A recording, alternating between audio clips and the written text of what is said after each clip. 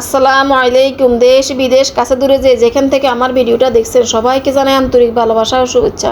বরাবর মতো আপনাদের মাঝে চলে আসলাম নতুন একটা ভিডিও নিয়ে। আশা করি আপনাদের কাছে ভালো লাগবে। ভালো লাগলে অবশ্যই আমার ভিডিওটাতে একটা লাইক দিয়ে দিবেন, আর খুব বেশি ভালো লাগলে সাবস্ক্রাইব করে দিতে ভুলবেন না। আর যারা যারা সাবস্ক্রাইব করে আমার পাশে আছেন তাদেরকে জানাই আন্তরিক শুভেচ্ছা। তো আজকে আমি আর আমার বোনের মেয়ে দুটো হাঁস নিয়ে আসলাম। এই যে অনেক বৃষ্টির মধ্যে গেলাম, বৃষ্টিতে ভিজে হাঁস নিয়ে আসলাম। তো বাইরে বসে কাটাকুটা করতেছি। আগে ভালো করে গরম পানি দিয়ে বেছে নিচ্ছি আর কি, এটা আর ভিডিও করে নিই, এখন কাটতেছি। তো কেটে পরে ফ্রিজে রেখে দিব আর কি, পরের দিন রান্না করব। বোনের মেয়েও আসবে, বোনের মেয়ের জামাই আসবে আমার বাসায়। তো বলতেছে দুটো হাঁস নিয়ে এসে খালাম মা চলেন। তা আমি আরও গেলাম আর কি। তো পরের দিন সকালবেলা নাস্তা পানি খেয়ে আর ওটার ভিডিও করি নেই, যে রান্নাবান্না সব গুছিয়ে নিলাম। কী কী রান্না করবো আজকে, দুন্দুল রান্না করব মাছ দিয়ে, আর হাঁসের মাংস রান্না করব, এই দুটাই রান্না করব। তো এখানে আমি পর্যাপ্ত পরিমাণে পেঁয়াজ কেটে নিছি, তারপরে হাঁসটা ধুয়ে টুয়ে রেডি করছি, আর মশলা রেডি করছি আর কি। আদা রসুন আগে ব্লেন্ডার ছিল, আর জিরা একটু ব্লেন্ডার করে নিছি। জিরা, গোলমরিচ আর ধনিয়া একসাথে। আর একটা মশলা করছি হাঁসের জন্য স্পেশাল, সেটা হলো দারচিনি, এলাচি, লং, বাদাম, তারপরে মেথি, তিনটে মিলে ব্লেন্ডার করে নিচ্ছি। তো মেথিটা হাঁসের মধ্যে দিলে অনেক ভালো হয় আর কি। তো এখন রান্নার প্রসেসে চলে যাব। রান্নার প্রসেস করার আগে দিয়ে আমি একটু চুলাটা মুছে নিই আর কি। সকালবেলা একবার মুছছি, এখন আবার একটু মুছে নিই। রান্না করার সময়ও পড়ে, তারপরে একটু মুছে নিই, এটা আমার অভ্যাস আর কি। তো রান্না করতে করতে একটা কথা বলি, আপনারা সবাই ভিডিওটা দেখেন, যদি 50 জন দেখেন 10 জনের লাইক দেন না।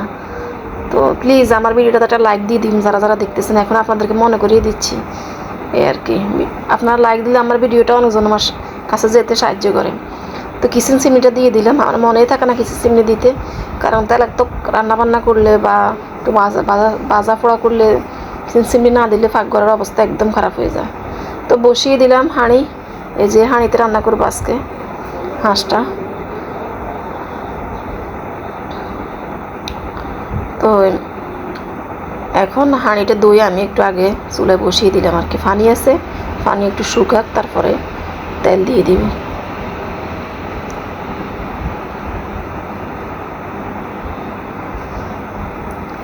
হাঁসের মাংস রান্না করতে যে মশলাগুলো লাগে আর কি, ওই মশলাগুলো ইম্পর্টেন্ট। আর কষানো, ভালো করে কষিয়ে রান্না করতে পারলে হাঁসের মাংসর টেস্ট হয় অনেক বেশি। তো আমি ভাবছিলাম আমি আজকে ডিটেলস আপনাদের সাথে শেয়ার করব, কিন্তু ওই যে একা হাতে করছি সব ভিডিও কিছু কিছু মিস হয়ে গেছে। এখন দিয়ে দিলাম পর্যাপ্ত পরিমাণে তেল। আমার মেয়ে ছিল না, ও থাকলে আমাকে আবার ভিডিও করা সাহায্য করে।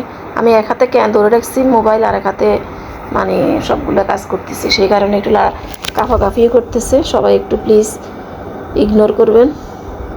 এখন দিয়ে দিলাম, তেলটা গরম হওয়ার পরে পেঁয়াজ,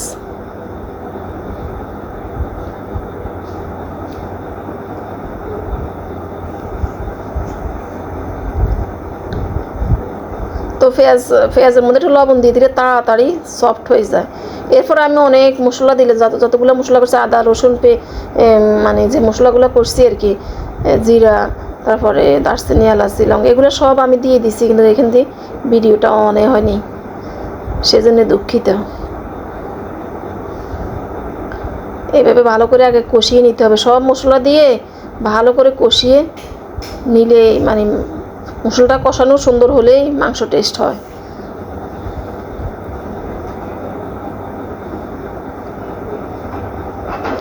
এখনকার ফেসগুলো একটু দেরিতেই ব্রাউন হয় আর কি। এই যে ফেসগুলো, আগে দেশি ফেসগুলো খুব তাড়াতাড়ি সফট হয়ে যেত। তো আমার এগুলো আবার ছোটো ছোটো দেশি, জানি না, আমি চিনিও না দেশি নাকি ইন্ডিয়ান। এই যে সব মশলা দিয়ে দিছি, দিয়ে কষাচ্ছি। এর আগে যে একটু ভিডিও দেওয়ার সময় যে একটা ভিডিও করবো, ওইটা স্কিপ হয়ে গেছে।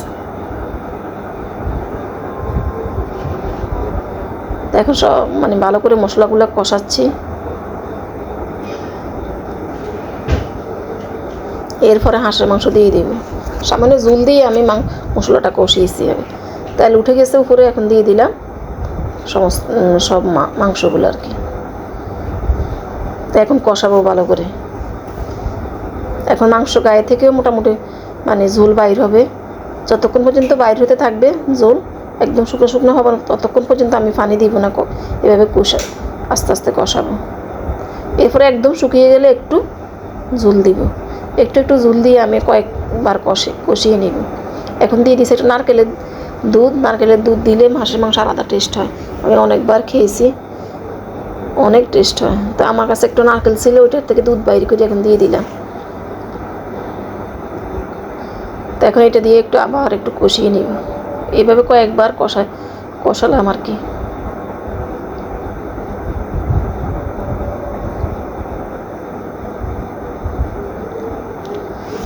তো এখান দিয়ে আবার অন্য চুলা বসিয়ে দিলাম দুন্দুল রান্না করার জন্য। আমি আগে ফ্রাই প্যানের মধ্যে মাছগুলো বেজে নিচ্ছি, যে মাছগুলো হলুদ মরিচ দিয়ে মেখে রাখছি ওটা বেজে নিব আর কি। এখন তেল দিয়ে দিলাম, তেল গরম হওয়ার পর এখন দিয়ে দিলাম মাছটা একদম বেশি কড়া ভাজবো না, মোটামুটি বেজে দিব। তারপরে মাছের সফটনেস ভালো থাকবে এবং মানে সবজিটাও টেস্ট হবে।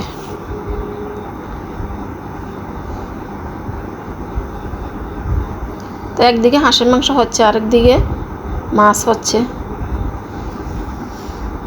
মাছ ভেজে নামিয়ে তারপরে আমি দুন্দুল বসাবো আর কি। তো এখন নামিয়ে নিচ্ছি, এই পর্যায়ে আমি দুন্দুল বসিয়ে দিব। সেই জন্য একটা পাতিল বসিয়ে দিলাম এই চুলা।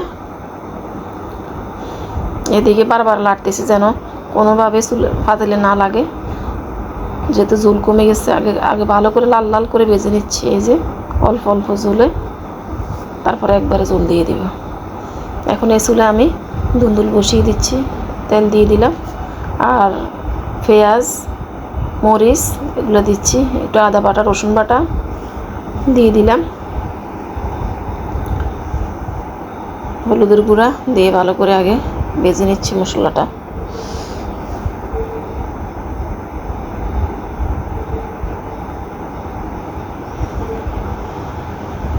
দেখেন রান্না করতে করতে আবার চুলার চারপাশে ময়লা হচ্ছে, এটা সেটা পড়ে। এভাবে মুছতে যাই আমি কত যা হাত ফুটছি, বারবার চুলা মুছতে যাই, আমার হাতে যে কত ফোড়া। ওই ধৈর্য নাই যে পরে মুছবো, এটা না, আগে মোছা শুরু করে রান্না করতেছি, আরেক দিক দিয়ে মুছতে থাকি, এই জন্য আমার খালি হাত ফোড়া যায়। এই যে এখানে আমি এখন একটু দিয়ে দিলাম, মানে সমস্ত সবজিগুলো দিয়ে দিলাম আগে, দুন্দুল আলু দিই, যে মাছের ঝোল রান্না করবো ওইটা। তো এখন ভালো করে আগে কষিয়ে নিচ্ছি। দুন্দুল ধুয়ে রান্না করলে অনেক পানি বাইর হয়, কিন্তু আজকে আমি ধুয়ে তো আগে রেখে দিছি না, ঝোল সমস্ত পানি সরে গেছে, শুকিয়ে গেছে। এখন আমি এই জন্যে ভেজে পানি দিয়ে দিচ্ছি, তেলে ভেজে। এদিকে এই যে মাংস সমস্ত শুকিয়ে গেছে, ঝোল এখন ঝোল দিয়ে দিচ্ছি একবারেই।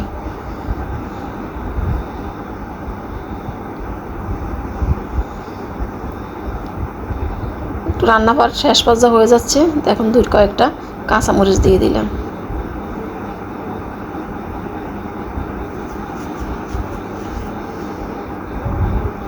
এদিকে মাছের তরকারিটা হয়ে যাচ্ছে। এখন তো আমি বয়স দিতেছি, ওই দিনকে আমার সমস্ত তরকারিগুলো স্বাদ হয়েছে। তো রাব্বু বলতেছে আজকে সবগুলো তরকারি এত টেস্ট হয়েছে। তা আমি বলি আবার সবসময় হয় না, হয়, আজকে একটু অন্যরকম হয়েছে। আমি কি সবগুলো মাছ মাংস একদম ফ্রেশ, সেই কারণে। তো এ ফাঁকে দিয়ে মেয়ে আবার বলতেছে ওর একটা আইসক্রিম দেওয়ার জন্য, একটু আইসক্রিম দিলাম। এদিকে রান্নাবান্না অলমোস্ট ডান। এই যে ভাত হচ্ছে এখানে, এই যে হাঁসের মাংসটা, আর এখানে হয়েছে দুন্দুল দিয়ে মাছ দিয়ে, আর এখানে একটু ডালও আছে।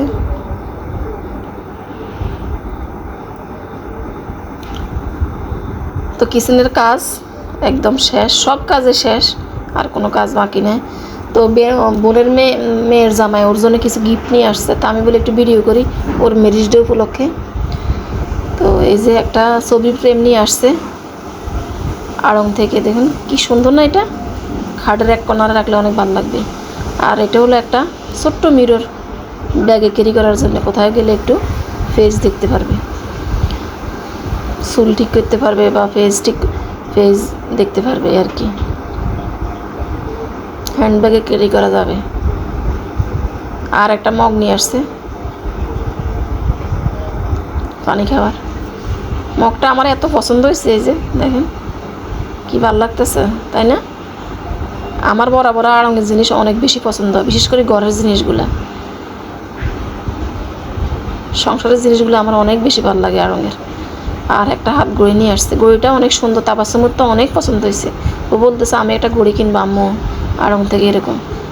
আমি বলতেছি আচ্ছা ঠিক আছে, তুমি যাইয়ে একটা কিনে নিয়ে আসিও। এরপরে বিকেলে গিয়ে আমি আমার হাজব্যান্ডের সাথে একটা নাকফুলের জন্য গিয়েছিলাম, এই যে নাকফুলটা নিয়ে আসলাম। কেমন হয়েছে? এখন তো সোনার ভরি প্রায় 1,70,000। সামান্য একটা জিনিসও অনেক দাম। আর এই যে একটা দোকান আর কি, ওইখানে সামনে পড়লো বিশাল সেল দিছে, এই যে 70%, 80%, 50% সেলে ড্রেসগুলো নিয়ে আসছে। আমার হাজব্যান্ড বলে কিছু ড্রেস নাও, তো এখন এগুলো নিচ্ছি, এগুলো নিলাম আর কি। এই ড্রেসটা তো আমার জন্য আমার হাজব্যান্ডে নিছে, এখন আমার মেয়ের তো পছন্দ হয়ে গেছে। তাই আমি বলছি ঠিক আছে তুমিও পরিও, সমস্যা না, আমার ড্রেস ওর গায়ে আবার লাগে। ওর জন্য একটা নিয়ে আসছি, তারপরে এটা তার নাকি পছন্দ হয়েছে বেশি। আর এটা দুটো একরকমই, কালার একটু ডিফারেন্ট আর কি। এটা আমার মেয়ের জন্য আনছে, এটা বাঙ্গি কালার।